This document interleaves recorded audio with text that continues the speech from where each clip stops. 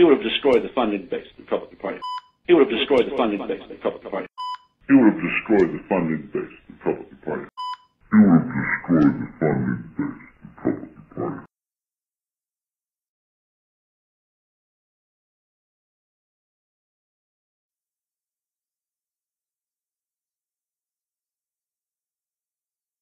Guest speaker may know more intelligence secrets than anyone alive.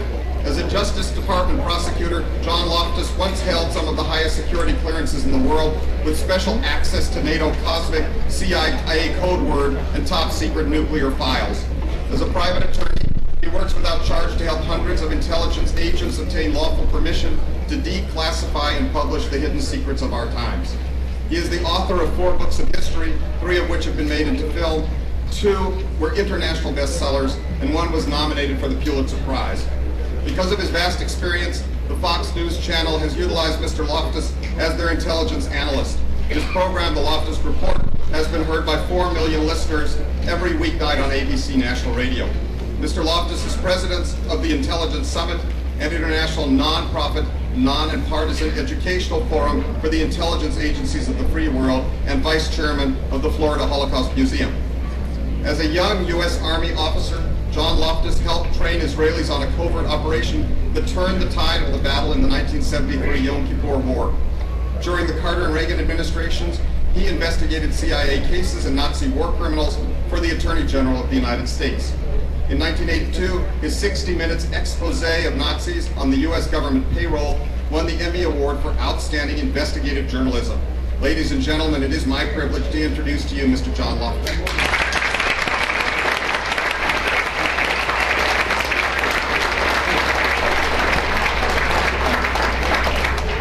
It always seems strange to have an Irish Catholic be the custodian of one of the secret files of the Holocaust.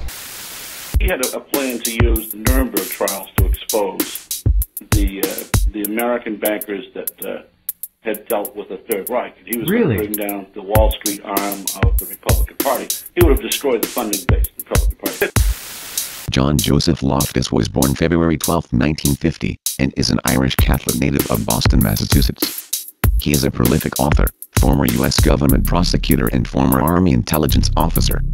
He is president of the Intelligence Summit, an international non-profit, non-partisan educational forum for intelligence agencies of the free world, and although he is not Jewish, is an active vice chairman of the Florida Holocaust Museum. Loftus also serves on the board of advisors to public information research. He currently resides in St. Petersburg, Florida. The Loftus Report is also heard by 4 million listeners every weeknight from 10:30 to 11 p.m. on ABC National Radio's John Batchelor Show, WABCRadio.com. As a former intelligence officer and Justice Department prosecutor, John Loftus once held some of the highest security clearances in the world with special access to NATO cosmic, CIA code word, and top secret nuclear files. As a private attorney, he works pro bono to help hundreds of intelligence agents obtain lawful permission to declassify and publish important historical information to promote transparency in U.S. government. He is the author of 4 historical works, 3 of which have been made into films, and 2 of which were international bestsellers. The books entitled The Secret War Against the Jews, and the book entitled The Unholy Trinity, The Vatican, the Nazis and the Swiss Banks, were both international bestsellers, and the book entitled The Belarus Secret, The Nazi Connection in America, was nominated for the Pulitzer Prize. John Loftus has served as an intelligence analyst for various major national media networks from ABC to Fox News itself. Okay, welcome back, and we are quickly rolling to the 1st of January, the year 2011. This may be the book of the year. If not, it's certainly going to be in the top 10. John Loftus is the author. It's entitled America's Nazi Secret, an insider's history of how the United States Department of Justice obstructed Congress by, among other things, blocking congressional investigations into famous American families who funded Hitler, Stalin, and Arab terrorists, lying to Congress, the GAO, and the CIA about the post-war immigration of Eastern European Nazi war criminals into the United States, and concealing from the 9/11 investigators the role of the Arab Nazi war criminals in recruiting modern Middle Eastern terrorist groups. John Loftus is our guest. He is the author of a number of books, quite a remarkable effort, this one. It is basically an update of an earlier book, which has a lot recently declassified material in it. John, are you there? Yes, thank you, Jeff. Glad to be on the show. Thank you for being here. I appreciate it. I don't know how many you've done. This book is going to be, and is being, talked about by a lot of people.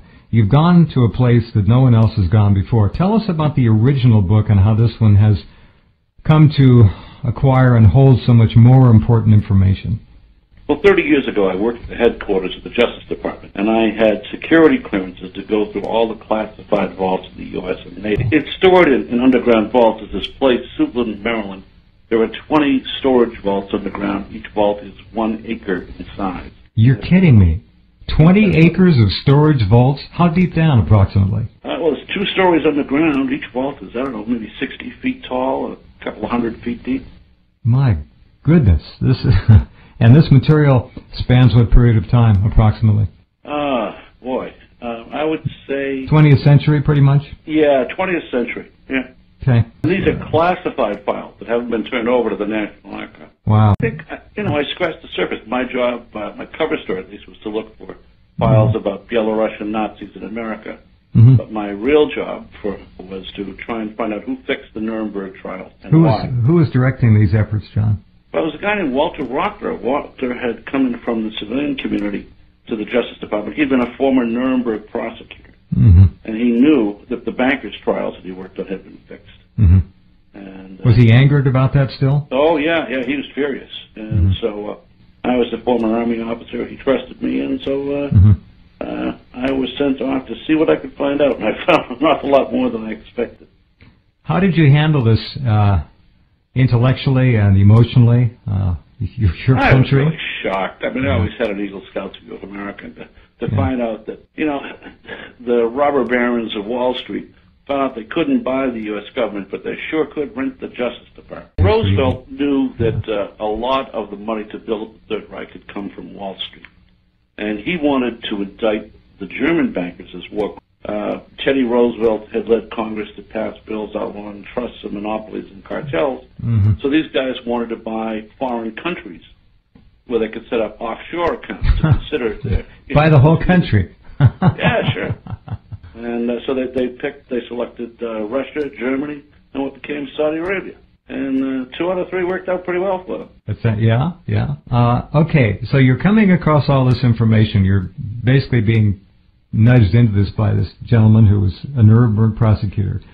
So Roosevelt knew about FDR. Oh, let me just jump aside here. Was FDR knocked off? No, I think he just...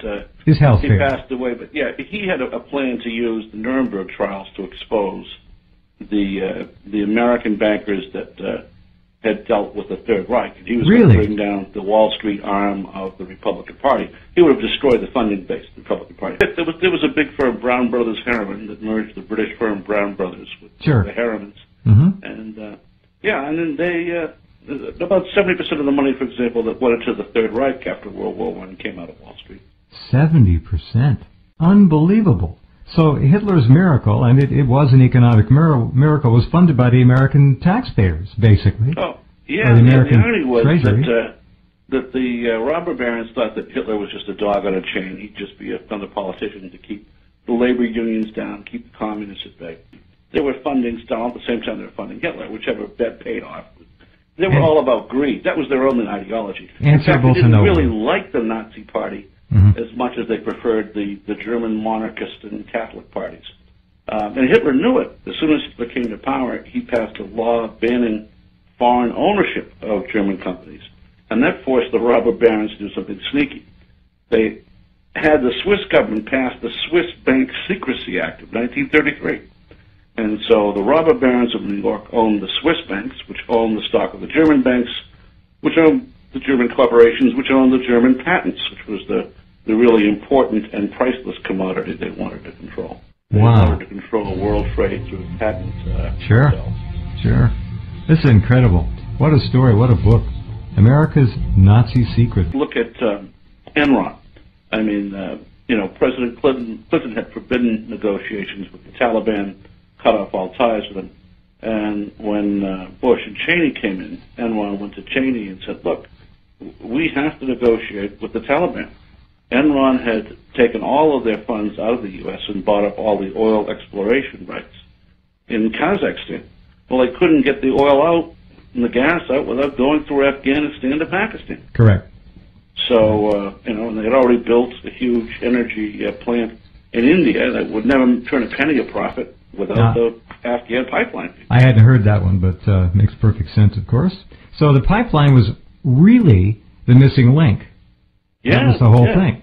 Because Enron said this was the new Alaska. This was 1/8 of the world's future energy supply. And Cheney bought it. You can see references to those discussions in the documents. So Cheney's files are still classified, but the topic discussions are declassified. But that's what they were talking about, was Enron going in to deal with the Taliban. And we know from the Taliban records, from Al-Qaeda's records that have been captured, that, they were offering deals. Give you a carpet of gold or a carpet of bombs. And the joke was on us, we got the carpet of bombs. So Enron not only shafted all their employees by one of the worst investments in history, but they really lit the fuse that set Al-Qaeda on the path